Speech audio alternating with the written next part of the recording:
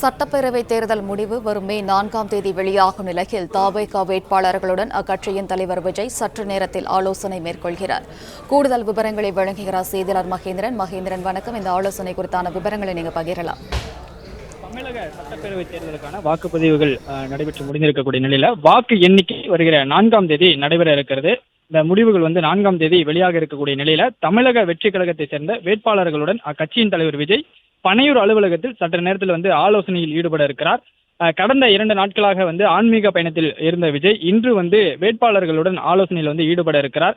தமிழ்நாட்டில் 234 சட்டமன்ற தொகுதிகளில் 232 சட்டமன்ற தொகுதி வேட்பாளர்களுடனும் அதே போன்று பாண்டிச்சேரியில் தமிழக வெற்றி கழகம் சார்பில் போட்டியிட்ட வேட்பாளர்கள் என மொத்தமாக 262 வேட்பாளர்களுடன் இன்று ஆலோசனையில் ஈடுபட இருக்கிறார்.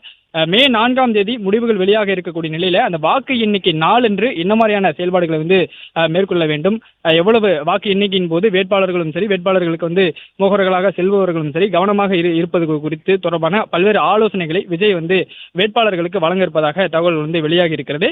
குறிப்பாக தாங்கள் போட்டியிட்ட தொகுதிக்குட்பட்ட அனைத்து வாக்குச்சாவடிகளிலும் அந்த 17C படிவம் வழங்கப்பட்டிருக்கும். அந்த படிவத்தை அனைத்து வாக்குச்சாவடிகளுக்குமான படிவத்தை அந்தந்த சம்பந்தப்பட்ட தொகுதிக்கான வேட்பாளர்கள் எடுத்து வர வேண்டும் என்று அறிவுறுத்தலானது வழங்கப்பட்டிருக்கிறது. வேட்பாளர்களும் தாங்கள் போட்டியிட்ட தொகுதிக்குட்பட்ட வாக்குச்சாவடிகளில் வழங்கப்பட்ட அந்த 17C படிவத்தை எடுத்து வந்திருக்கிறார்கள். அது தொடர்பாக ஆலோசனை வழங்கப்பட இருப்பதாக தகவல் வெளியாகி இருக்கிறது. வாக்கு எண்ணிக்கையின் போது கவனமாக இருப்பது, வேட்பாளர்களின் செயல்பாடுகள் தொடர்பாகவும் விஜய் முக்கிய ஆலோசனை வழங்க இருப்பதாகவும் அதற்காக இன்னும் சற்று நேரத்தில் இந்த ஆலோசனை கூட்டமானது தொடங்கப்பட இருக்கிறது. அதற்காக பனையூர் அலுவலகத்திற்கு விஜய் தற்போது வருகை தந்திருக்கிறார். பிளே ஸ்டோர் மற்றும் ஆப் ஸ்டோரில் இருந்து பாலிமர் செயலியை QR கோடு மூலம் பதிவிறக்கம் செய்யுங்கள். செய்திகளை உடனுக்குடன் பெறுங்கள்.